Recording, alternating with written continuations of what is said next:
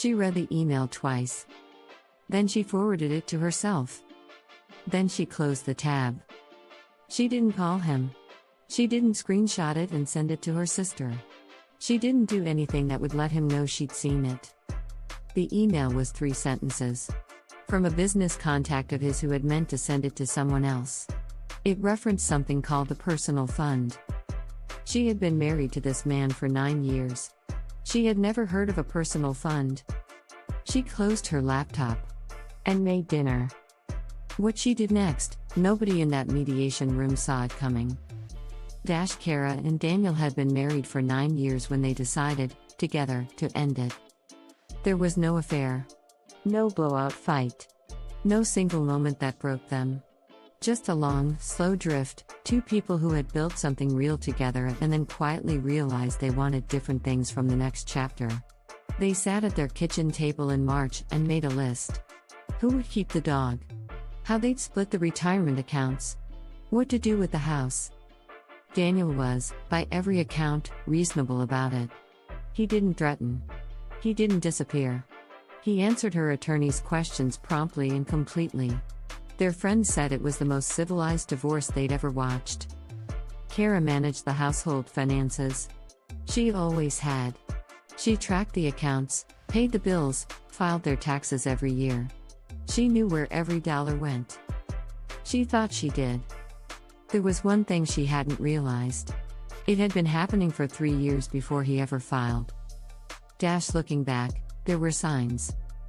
18 months before Daniel filed, he started a consulting side project. Independent work, he said, a few clients who needed strategic advice.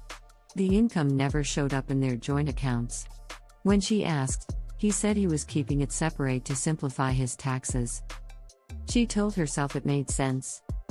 14 months before the filing, she noticed a charge on their joint credit card for a registered agent service in Delaware.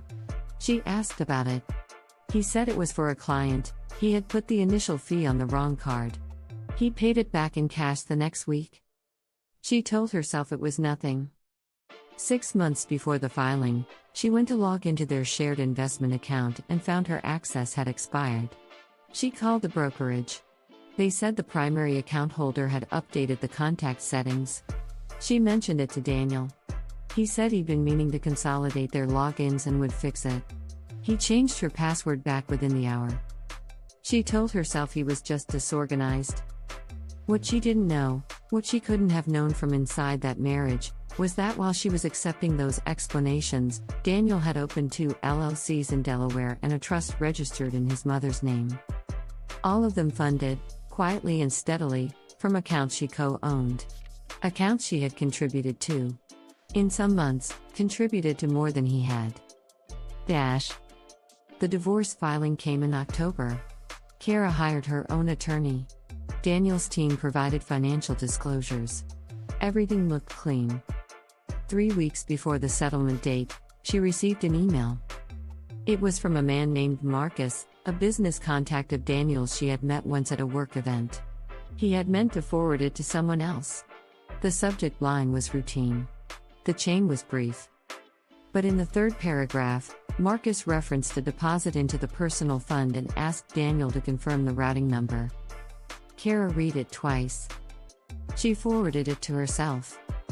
She closed the tab. She did not call Daniel. She did not call her attorney.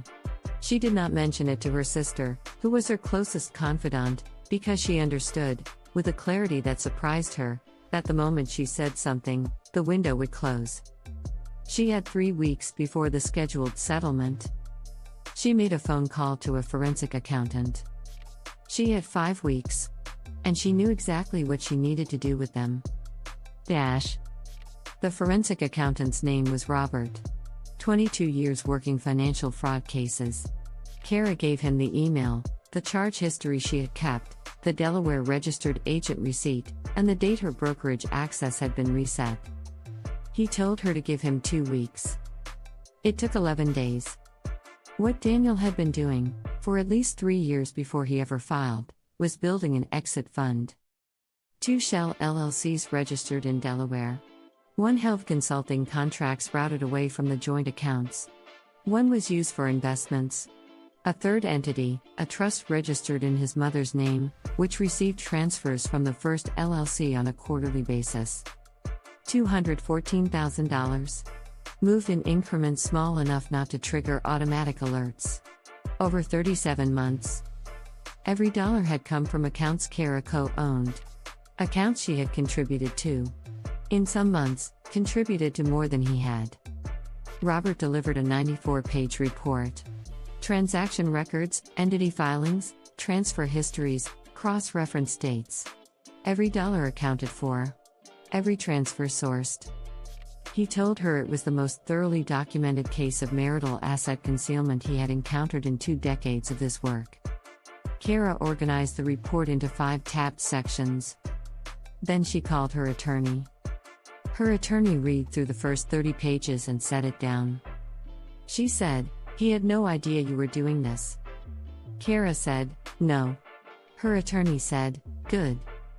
The mediation was scheduled for a Thursday in December. Daniel arrived with his attorney and what they described as a revised offer, slightly better than the original. A gesture of good faith. Kara's attorney placed the 94-page report on the table. Daniel's attorney asked what it was. She said, "A forensic accounting of every dollar moved out of the marital estate over the last 37 months." What happened next took 45 minutes.